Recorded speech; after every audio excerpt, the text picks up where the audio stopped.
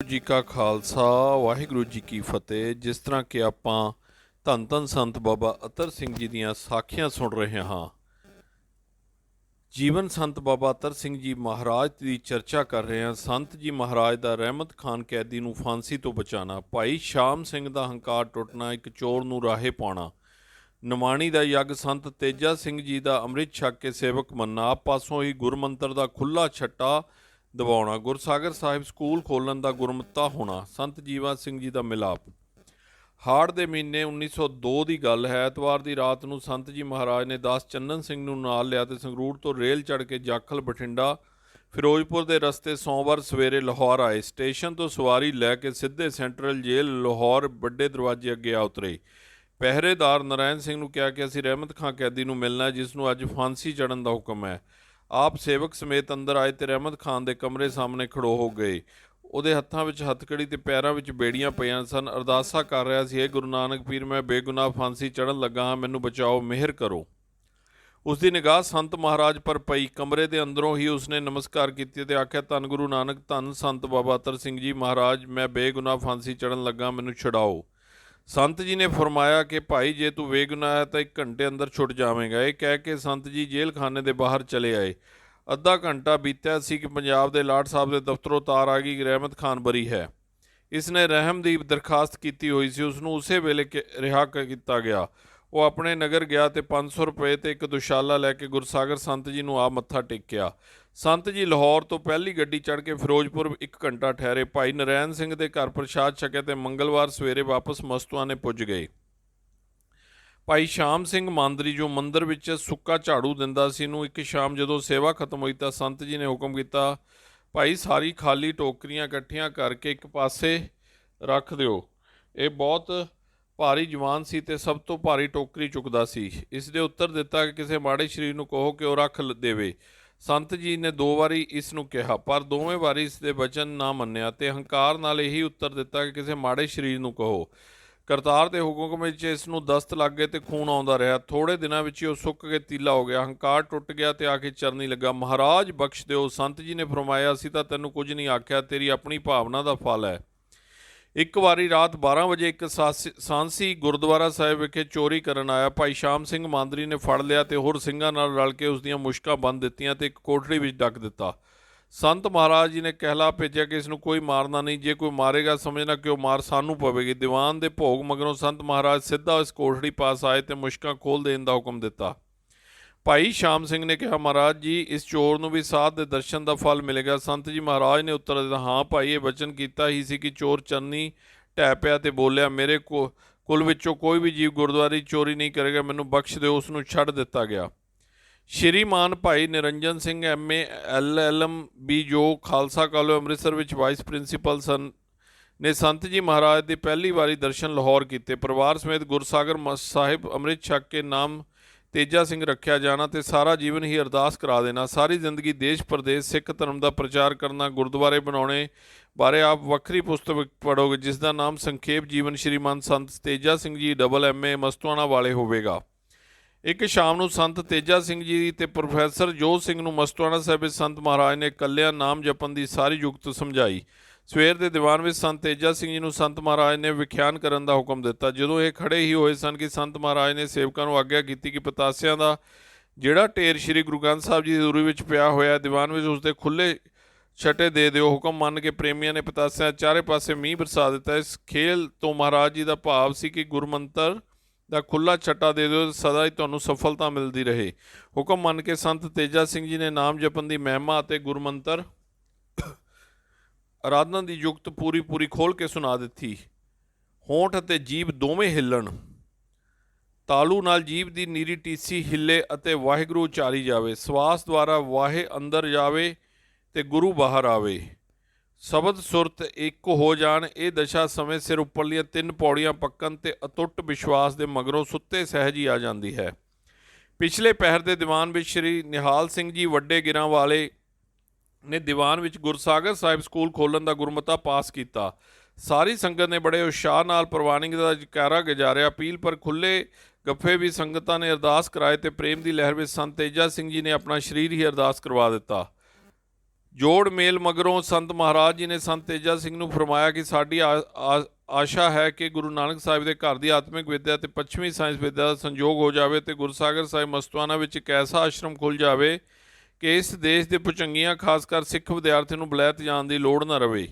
ਸੰਤ ਤੇਜਾ ਸਿੰਘ ਜੀ ਨੇ ਅਮਰੀਕਾ ਜਾਣ ਦਾ ਸੰਕਲਪ ਪ੍ਰਗਟ ਕੀਤਾ ਤੇ ਦੱਸਿਆ ਕਿ ਤਿਆਰੀ ਕਰ ਰਹੇ ਹਾਂ। ਸੰਤ ਮਹਾਰਾਜ ਨੇ ਫਰਮਾਇਆ ਕਿ ਬਹੁਤ ਅੱਛਾ ਹੈ, ਤੁਸੀਂ ਜ਼ਰੂਰ ਉਹਨਾਂ ਦੇਸ਼ਾਂ ਵਿੱਚ ਹੋ ਆਓ ਤੇ ਵਿੱਦਿਆ ਦੇ ਸਾਰੇ ਤਰੀਕੇ ਸਮਝ ਆਓ, ਫਿਰ ਇੱਥੇ ਆ ਕੇ ਸੇਵਾ ਕਰਨੀ, ਅਸੀਂ ਵੀ ਤੁਹਾਡੇ ਨਾਲ ਚੱਲਾਂਗੇ। ਸੰਤ ਮਹਾਰਾਜ ਆਪ ਤਾਂ ਜਾ ਨਾ ਸਕੇ, ਪਰ ਸੰਤ ਤੇਜਾ ਸਿੰਘ ਨੂੰ 125 ਰੁਪਏ ਦੇ ਕੁਝ ਖਾਸ ਬਚਨ ਕਰਕੇ ਆਸ਼ੀਰਵਾਦ ਦੇ ਕੇ ਤੋੜ ਦਿੱਤਾ। ਮਸਤਵਾਨੇ ਗੁਰਦੁਆਰੇ ਸਾਹਿਬ ਦੀ ਸੇਵਾ ਬਾਰੇ ਸਾਰੇ ਮਾਲਵੇ ਬਲਕਿ ਸਾਰੇ ਦੇਸ਼ ਦੇ ਪ੍ਰਦੇਸ਼ਾਂ ਵਿੱਚ ਵੀ ਖਬਰ ਪੁੱਜ ਚੁੱਕੀਆਂ ਸਨ। ਇਸ ਮਹਾਨ ਸੇਵਾ ਦੇ ਨਾਲ ਨਾਲ ਸੰਤ ਜੀ ਸਿਮਰਨ ਵੀ ਕਰਾਉਂਦੇ ਤੇ ਅੰਮ੍ਰਿਤ ਪ੍ਰਚਾਰ ਬਹੁਤ ਹੁੰਦਾ। ਮੈਨ ਦੁਆ ਵਿੱਚ ਪ੍ਰਚਾਰ ਕਰਦਿਆਂ ਆਪ ਜੀ ਦੇ ਦਰਸ਼ਨ ਸੰਤ ਜੀਵਾ ਸਿੰਘ ਨਨਕਾਣੇ ਸਾਹਿਬ ਵਾਲਿਆਂ ਨੇ ਕੀਤੇ, ਜੋ ਆਪਣੀ ਜਵਾਨੀ ਇਸ ਤਰ੍ਹਾਂ ਦੱਸਦੇ ਹਨ। ਮਸਤਵਾਨਾ ਗੁਰਦੁਆਰੇ ਦੀ ਸੇਵਾ ਸੰਪੂਰਨ ਹੋ ਚੁੱਕੀ ਸੀ। ਸਰੋਵਰ ਦੀ ਸੇਵਾ ਸ਼ੁਰੂ ਹੋਈ। ਆਪ ਜੀ ਪਾਸ ਰਹਿਣ ਵਾਲੇ ਸਭ ਸੰਤਾਂ ਸੇਵਕਾਂ ਨੇ ਸਵੇਰ ਦੇ ਦੀਵਾਨ ਪਿੱਛੋਂ ਕਈਆਂ ਟੋਕਰੀਆਂ ਫੜ ਕੇ ਜੁੱਟ ਜਾਣਾ, ਪ੍ਰਸ਼ਾਦਾ ਛਕਣ ਲਈ ਕੁਝ ਸਮਾਂ ਸੇਵਾ ਕਰਨੀ। ਕਈਆਂ ਨੇ ਤਾਂ ਰੋਟੀ ਮੂੰਹ ਨਾਲ ਖਾਈ ਜਾਣੀ ਤੇ ਟੋਕਰੀ ਢੋਈ ਜਾਣੀ।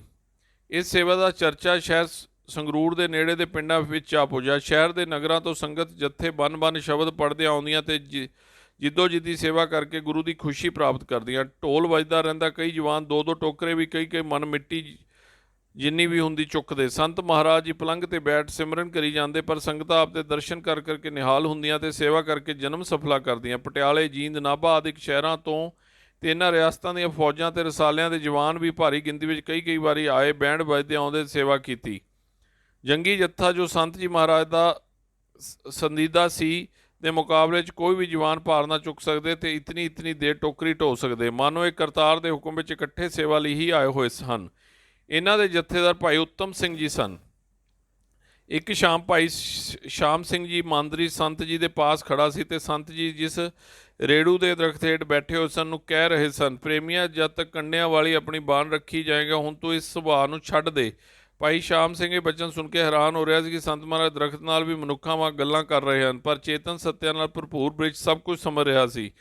ਸੰਤ ਮਹਾਰਾਜ ਦਾ ਇਹ ਸੁਨੇਹਾ ਹਿਰਦੇ ਵਿੱਚ ਵਸਾ ਲਿਆ ਤੇ ਹੌਲੀ ਹੌਲੀ ਸੁਭਾਅ ਬਦਲ ਲਿਆ। ਹੁਣ ਵੀ ਇਸ ਦਰਖਤ ਨੂੰ ਜਾ ਕੇ ਹਰਿਮੰਦਰ ਸਾਹਿਬ ਦੇ ਸਾਹਮਣੇ ਸਰੋਵਰ ਵਾਲੇ ਪਾਸੇ ਵੇਖੋ, ਕੋਈ ਵਿਰਲੀ ਸੂਲ ਹੋਵੇਗੀ, ਕੰਡਾ ਹੈ ਹੀ ਨਹੀਂ।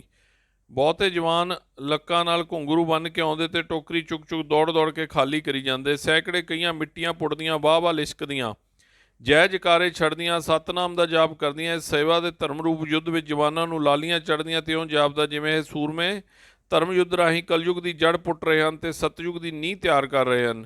ਇੱਕ ਦਿਨ ਦਾਨ ਸਿੰਘ ਵਾਲੇ ਦੇ ਪ੍ਰੇਮੀ ਸੰਤ ਜੀ ਨੂੰ ਨਗਰ ਲੈ ਗਏ। ਉੱਥੇ ਭਾਈ ਲਾਲ ਸਿੰਘ ਜੀ ਮਸਤਾਨਾ ਚੰਗੇ ਨਾਮ ਰਸੀਏ ਰਹਿੰਦੇ ਸਨ। ਸੰਤ ਜੀ ਨੇ ਇਹਨਾਂ ਨੂੰ 2 ਵਾਰੀ ਆਖਿਆ ਕਿ ਭਾਈ ਲਾਲ ਸਿੰਘ ਜੀ, ਵਾਹਿਗੁਰੂ ਦੇ ਘਰ ਵਿੱਚ ਸੇਵਾ ਮੁੱਖ ਹੈ, ਤੁਸੀਂ ਜ਼ਰੂਰ ਗੁਰਸਾਗਰ ਸਾਹਿਬ ਸਰੋਵਰ ਦੀ ਕਾਰ ਵਿੱਚ ਹਾਜ਼ਰ ਹੋ ਜਾਓ, ਨਾਲ ਸ਼ਬਦ ਦਾ ਅਭਿਆਸ ਕਰੀ ਜਾਓ ਤੇ ਸੇਵਾ ਦਾ ਲਾਹਾ ਵੀ ਲਓ। ਸੇਵਾ ਤੋਂ ਬਿਨਾਂ ਗਰੀਬੀ ਨਹੀਂ ਆਉਂਦੀ, ਭਾਵੇਂ ਪ੍ਰਾਣੀ ਕਿੰਨਾ ਵੀ ਵੈਸੀ ਕਿਉਂ ਨਾ ਹੋਵੇ। ਦੇਹ ਅਭਿਮਾਨ ਨਹੀਂ ਟੁੱਟਦਾ ਤੇ ਆਤਮ ਪਦ ਦੀ ਪ੍ਰਾਪਤੀ ਨਹੀਂ ਹੋ ਸਕਦੀ।